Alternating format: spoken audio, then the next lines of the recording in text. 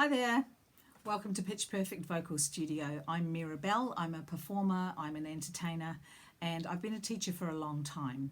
And I'm hoping with this online channel to provide some really good resources for my own students. But if there's anybody else out there that finds the resources helpful or who has any questions for me, I am more than happy to address that.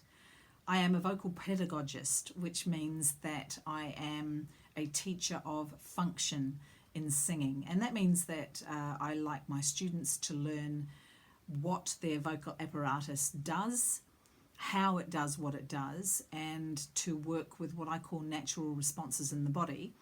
And I guess that's because I believe that everybody should sing, does sing, can sing, and that it's actually a very human thing to do. And I believe that we did that before we had formal speech.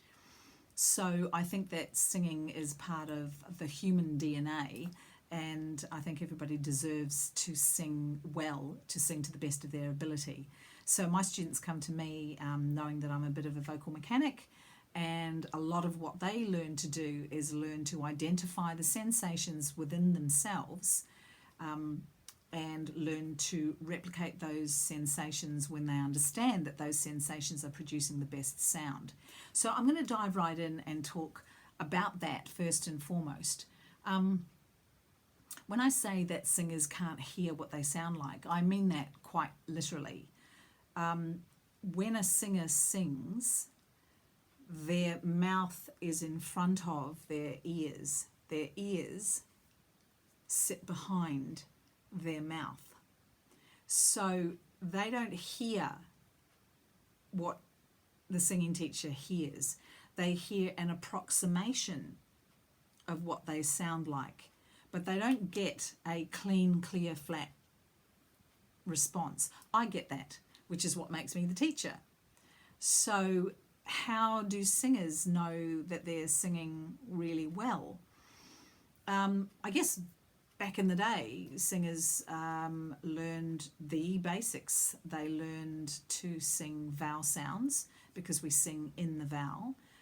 They learned to negotiate consonants because consonants create words, and they learned to work with breath flow, and all of those things are completely relevant today.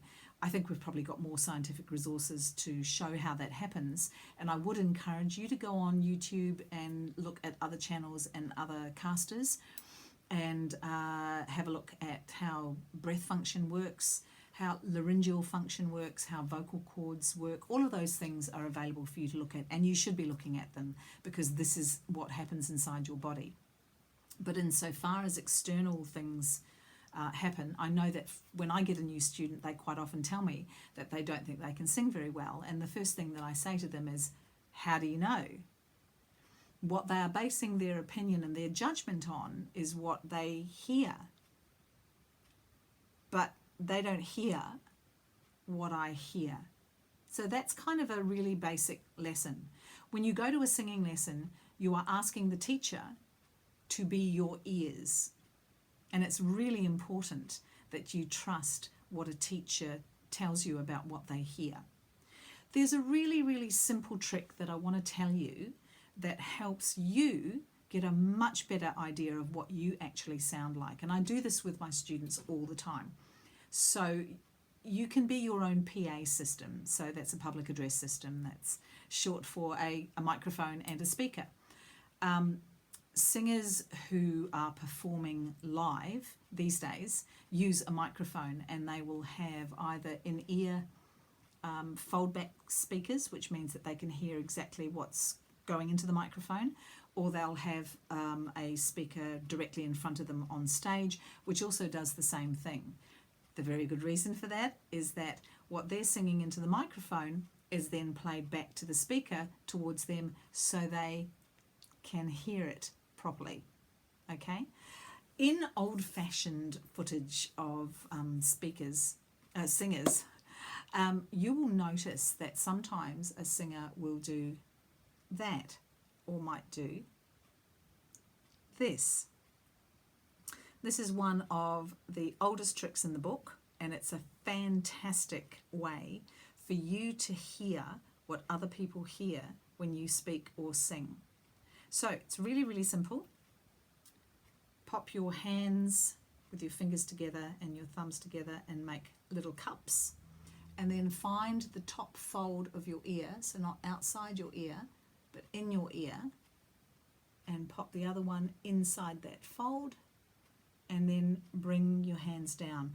Now you'll notice that I'm not touching my skin. The second that I touch my skin, I've covered my ears, and that kind of defeats the purpose of the whole thing.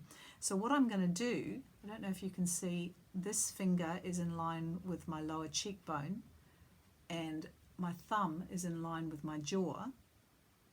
But what I'm going to do is slowly lift my hands off my skin, and now, not too far, not too twisted, not too down, but basically in line with my cheekbone and my jaw, I can now hear exactly what I sound like.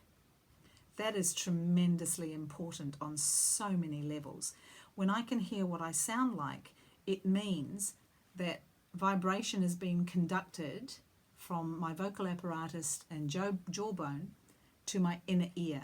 My inner ear is inextricably linked to my vocal apparatus. My inner ear is faster than my brain. My inner ear can hear what my voice is doing, and it will adjust much, much more quickly than my intellectual brain can adjust. I know that sounds a little bit complicated, and I guess the best way to explain that is that singing is instinctive.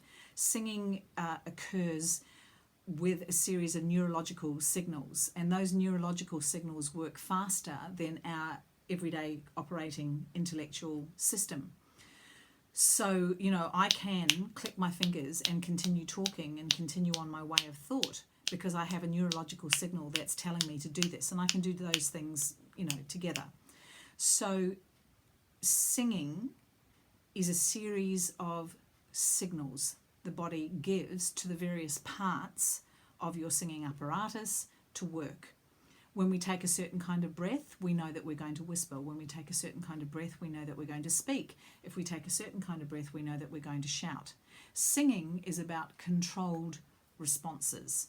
So singing well is about mastering those responses, those signals. And to do that, you need to understand how those signals come together. I don't want to get too complicated too fast. That's kind of just an introductory way of saying this is what Pitch Perfect Vocal Studio is all about.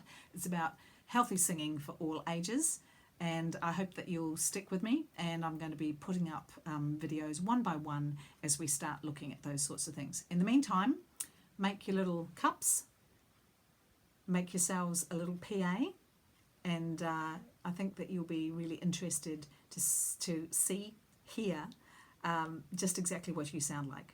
Okay, bye for now.